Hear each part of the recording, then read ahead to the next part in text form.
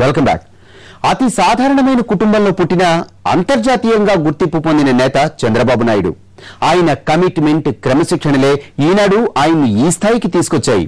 తెలుగుదేశం పార్టీకి అన్నీ తానై ఎన్టీఆర్ తర్వాత అంతలా పార్టీని, రాష్ట్రాన్ని ప్రభావితం చేస్తున్న నేత చంద్రబాబు. ఆయన రాజకీయ జీవితం పూలపంపేవి కాదు. దిగ్గజాలను ఎదుర్కొని ఎన్నో ఆటుపోట్లను సైతం అవలీలగా ఎదుర్కొన్నారాయన. ఓ రకంగా అవే ఆయనలో సమర్థతను వెలికితీసేయేమో. ఆయన పొలిటికల్ లైఫ్ చూస్తే ఇదే కరెక్ట్ అనిపిస్తుంది. 62 ఏళ్ల క్రితం ఆ గ్రామంలోని సాదాసీదా రైతు కుటుంబంలో జన్మించారు చంద్రబాబు నాయుడు. తండ్రి ఖర్జూర నాయుడు, తల్లి అమనమ్మ. చంద్రబాబుకు ఒక సోదరి, ఒక సోదరుడు ఉన్నారు. చంద్రబాబు విద్యాభ్యాసమంతా తిరుపతిలోనే. 10th, ఇంటర్, డిగ్రీ అన్ని తిరుపతిలోనే పూర్తయ్యాయి. శ్రీ వెంకటేశ్వర యూనివర్సిటీలో ఎంఏ ఎకనామిక్స్ లో చేరిన చంద్రబాబు ఆ తర్వాతే విద్యార్థి రాజకీయాలపై దృష్టి పెట్టారు.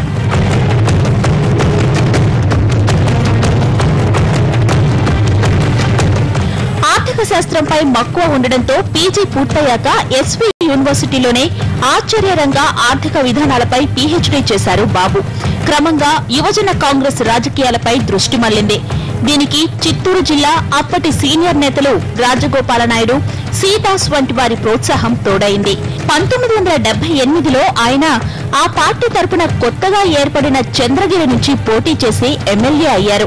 యువ ఎమ్మెల్యే కావడంతో రాజకీయాలు, అభివృద్ధి కార్యక్రమంలో చంద్రబాబు స్పీడ్ ను అందుకోవడం మిగిలిన వారి వల్ల అయ్యేది కాదు. ఒక ప్రణాళిక ప్రకారం నియోజకవర్గ అభివృద్ధికి కృషి చేయడం ఆయనలోని విజన్ కు సాక్ష్యం.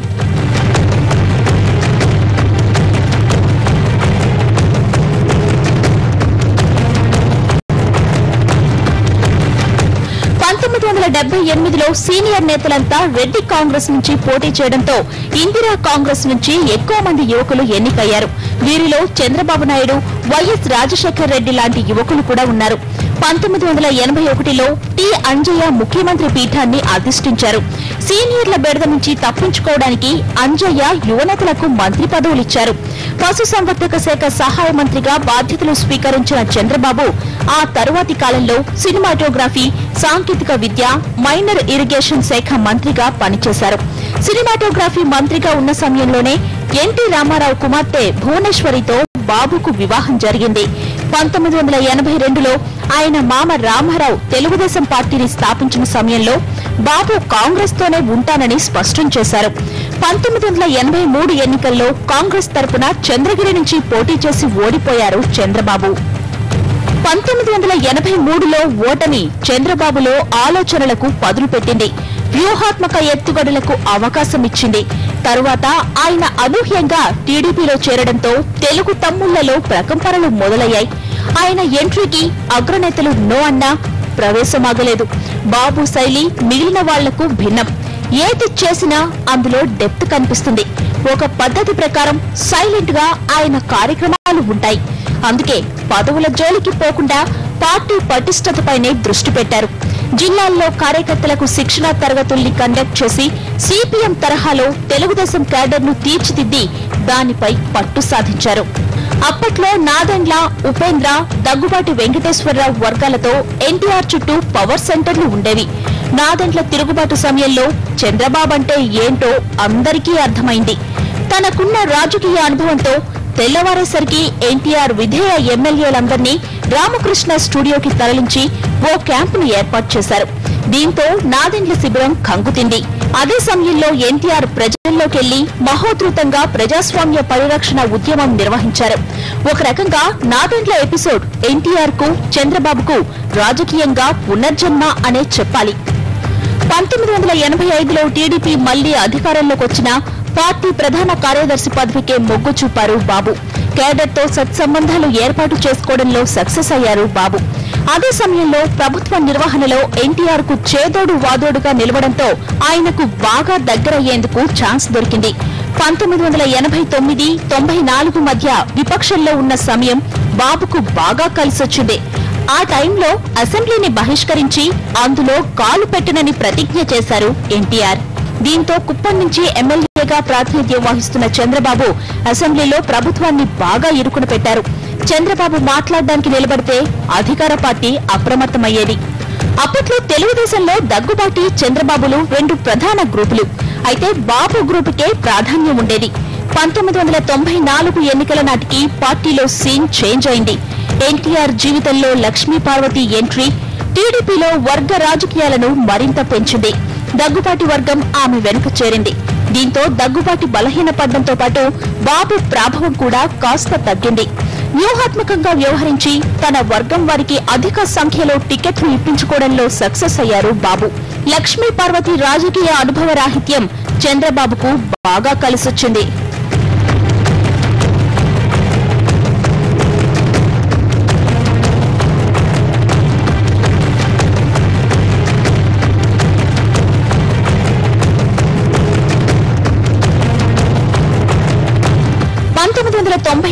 ఎన్నికల్లో టీడీపీ గెలవడంతో ఎన్టీఆర్ మంత్రివర్గంలో ఆర్థిక, రెవెన్యూ శాఖలను చేపట్టారు బాబు. కానీ పార్టీలో అప్పటికే వర్గపోరు తీవ్రమైంది. లక్ష్మీ పార్వతి వల్ల పార్టీకి నష్టం జరుగుతోందని, చంద్రబాబు చొరవ తీసుకోకపోతే కష్టమన్న భావన కార్యకర్తల్లో ఏర్పడింది.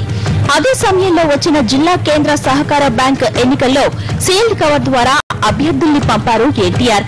కానీ ఆదిలాబాద్, నిజామాబాద్, వరంగల్, నల్గొండ జిల్లాల్లో సీల్డ్ కవర్ అభ్యర్థులకు పరాజయం తప్పలేదు. ఇది చంద్రబాబు కుట్ర అని లక్ష్మీ పార్వతి వర్గీయులు ఎన్టీఆర్ కు చేరవేయడంతో సీన్ మారిపోయింది.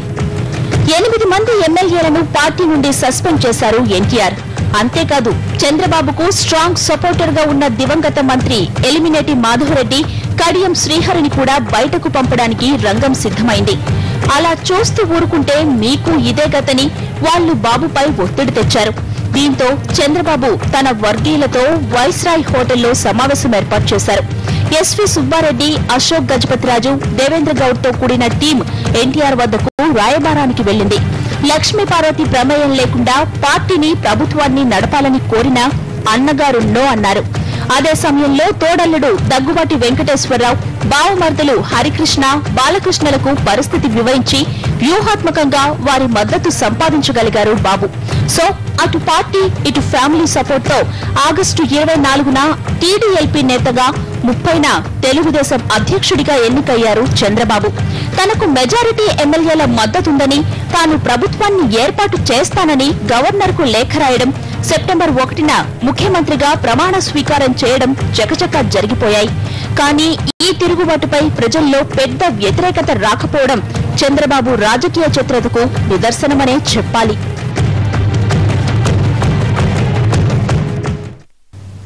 స్టోరీ బోర్డులో మరో షార్ట్ బ్రేక్.